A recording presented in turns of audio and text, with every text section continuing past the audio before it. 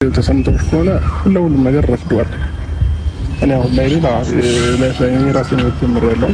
ከዛም ባለፈ ደግሞ በዚህ ልክ እንኳን እና አንቺ በእንደዚህ አይነት ርዕስ ማውራትም አንችልም። ከዚህም በኋላ በእንደዚህ አይነት ምክንያት ትናንትናም በግድ ኬክ ካልቆረስክ አንቨርሰሪ ካላከበርክ እያላችሁ ነበርና ሩታ ብዙ ነገሮች ምናልባት እስከዛሬ አልቆረጣልሽም ሊሆን ይችላል። እኔ ግን ከቆረጣልኝ በጣም ቆየ። የራሴን ላይፍ የራሴን ሞት ያለው ሰው ነኝና አንቺንም በማይሆን ነገር ተናገሬ ከአንቺ ጋር ተከራከሬም ተጨቃጭቄም አንቺንም ማስደበር አልፈለግም። ለምን ልጄ ነው ልጅ። ስለዚህ እኔና አንቺ መሀል ልጅ አለ። ልጃችንን በአግባቡ በሰላማዊ መንገድ ማሳደግ እንችላለን። ከዛ ውጭ ግን አንቺ የሚያገናኘን ወይም ወደ መጀመሪያ ህይወታችን የሚመልሰን ምንም አይነት ነገር የለም። ኦልሬዲ የፈሰሰው ከመሪ ላይ ተጣፍሿችሁ ናችሁ ማለት አልቋል በቃ። ስለዚህ በእንደዚህ አይነት ጉዳይና በእንደዚህ አይነት ርዕስ እኔንም እየጠራሽኝ ማይሆነው ውስጤን ባትረብሽኝና ሰላሜንም ባትነሽኝ ደስ ይለኛል። ለምን እንደዚህ አይነት ርዕስ የሚያስወራም እንኳን ጉዳይ የለንም። እኔና አንቺና ጨርሰናል። እኔ ጨርሻለሁ በበኩሌ። በጣም አከብርሻለሁ። የልጄ እናት ነሽ፣ ሪስፔክት አለኝ። ከዛ ውጭ ግን ምንም አይነት ነገር እኔ ከአንቺ ጋር ወደኋላ መመልሽ ምንም የማደርገው እንትን የምለውም ነገር የለምና ጨርሻለሁ። በእንደዚህ አይነት ጉዳይ አትጥሪኝ ሩታ። እኔ አንድና አንድ ሰላም ነው የምፈልገው። ለአእምሮዬ ትንሽ ሰላም አግኝቷል። ስለዚህ አንደርስታንድ አድርጊኝና እኔንም የራስሽን ህይወት ብትኖሪ ሞር የተሻለ ነው ብዬ ነው የማስበው። ገባሽ? ስለዚህ ይሄ ነው። እርግጠኛ ነኝ? አዎ 100% እርግጠኛ ነኝ። እኔ ጋር ምንም አይነት ስሜት የለም አሁን ላይ።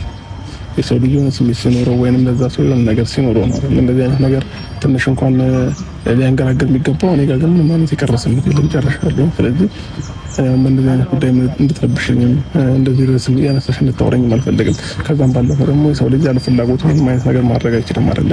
እኔም ያለ ፍላጎቴ ምንም ማድረግ አልችልም። በቃ አለቀ። ትናንትናም ለዛ ነው ያስገድዳችሁ ምንም ነገር ልታረጉ እንደማትችሉ የነገርኳችሁ ማለት ነውና እኮ ያስገድድኩ አይደለም። ግን ይገባኛል ሩታ።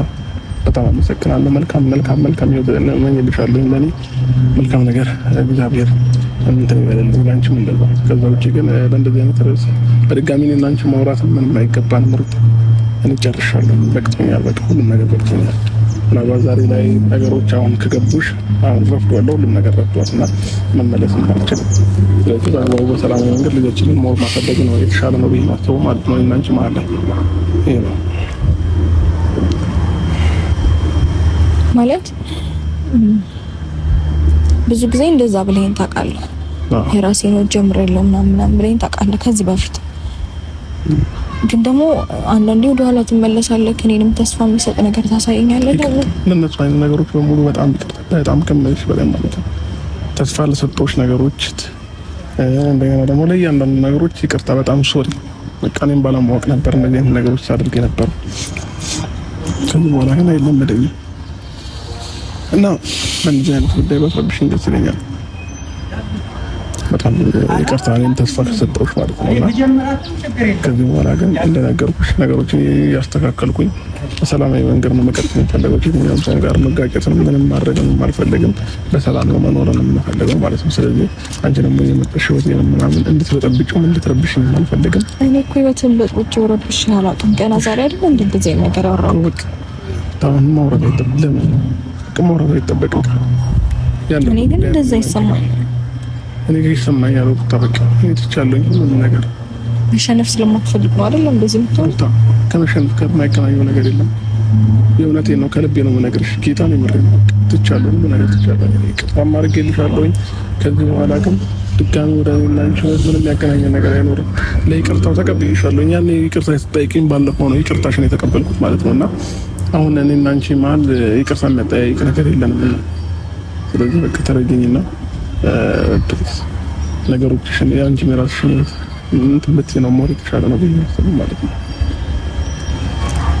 እና ትንሽ አሁን ላይ ሰላሜን ለመመለስ እየሞከርኩኝ ነው ያለሁትና በዚህ መሀል ደግሞ እንደዚህ አይነት ነገሮችን ባታቀርብልኝ ደስ ይለኛል።